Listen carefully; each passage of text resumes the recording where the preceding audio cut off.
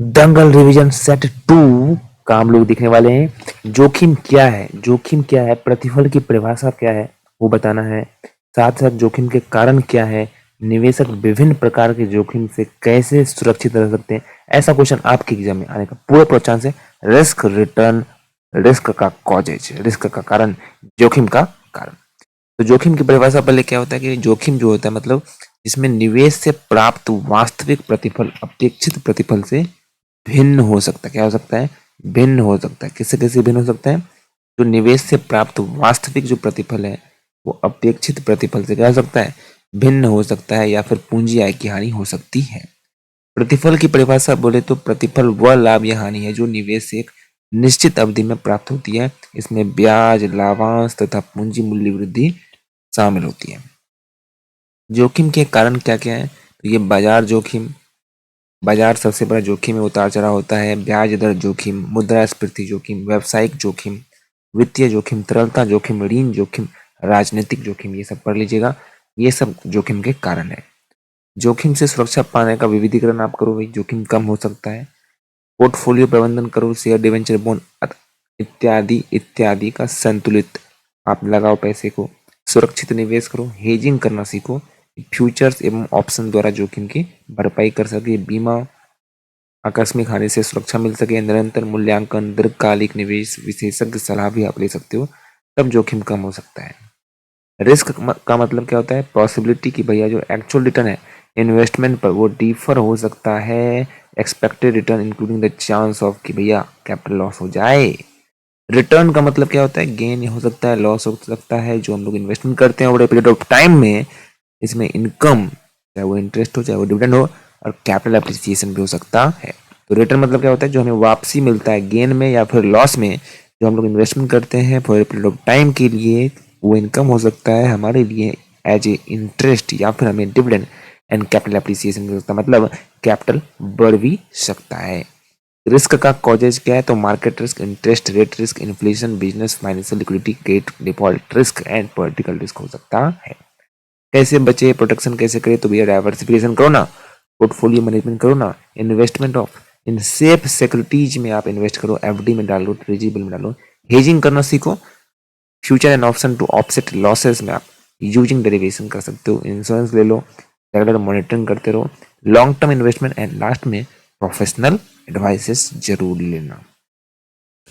Systematic unsystematic risk हमने पहले ही बता दिया था, मुख्य रूप से आप लोग पढ़ लीजिएगा। ये पीडीएफ आपको मिलेगा हमारे टेलीग्राम चैनल पर, तो पढ़ लीजिएगा आप लोग। याद रखिएगा एक चीज कि सिस्टमेटिक रिस्क अनसिस्टमेटिक रिस्क जो होता है वो मेन मोटा मोटी हम आपको बता देते हैं।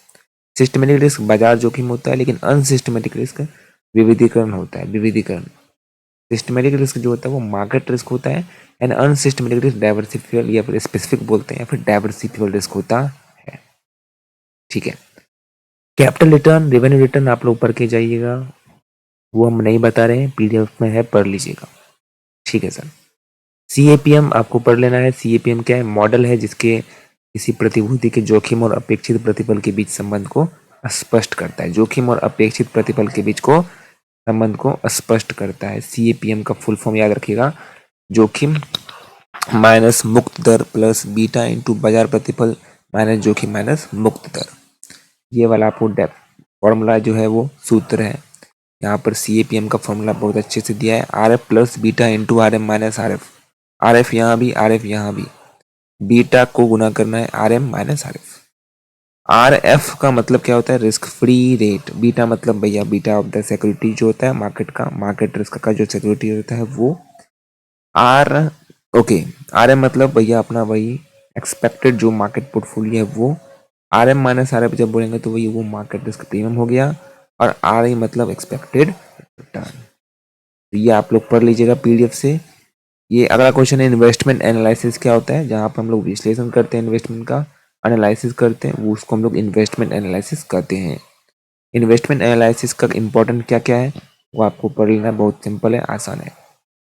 फाइनेंशियल एनालिसिस का मीनिंग और स्कोप पूछ रहा है, तो वित्तीय विश्लेषण क्या होता है? वित्तीय विश्लेषण मतलब जहाँ पर हम लोग लाभप्रदता, तरलता, सॉल्वेंसी का मूल्यांकन करने के लिए हम लोग वित्तीय विवरण की जांच करते हैं, अध्ययन करते हैं व्यवस्थित रूप से। लाभप्रदता का विश्लेषण, तरलता का विश्लेषण, है ना, सॉल्वेंसी का विश्लेषण, दक्षता का विश्लेषण, तुलनात्मक विश्लेषण हम लोग करते हैं। यही है फाइनेंशियल एनालिसिस और उसका स्कोप पढ़ के जाना है।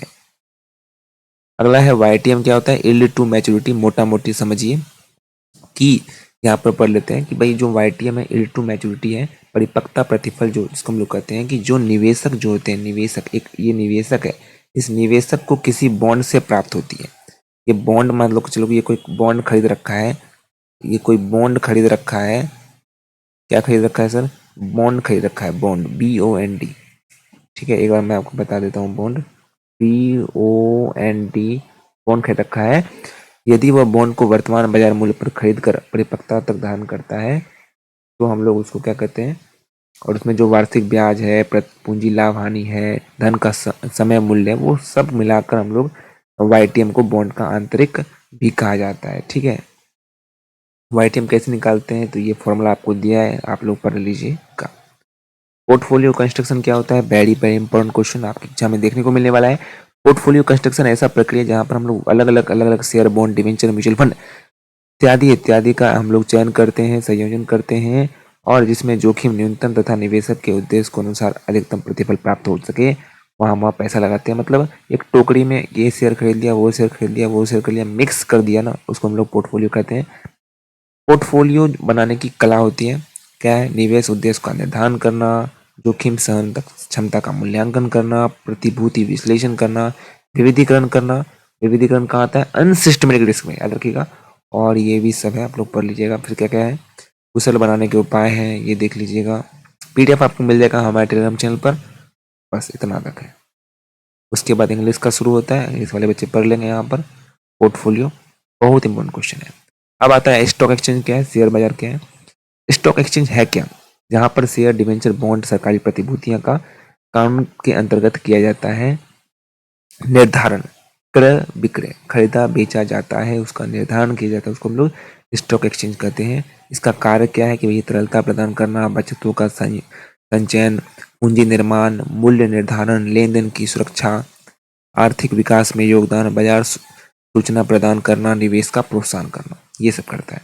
आप लोग रील्स को लाइक करते हो लेकिन वीडियो को लाइक नहीं करते हो, तो भाई जरूर से जरूर लाइक कीजिएगा वीडियो को। चलिए लास्ट क्वेश्चन है, सेबी किसको कहते हैं, SEBI securities and exchange board of India.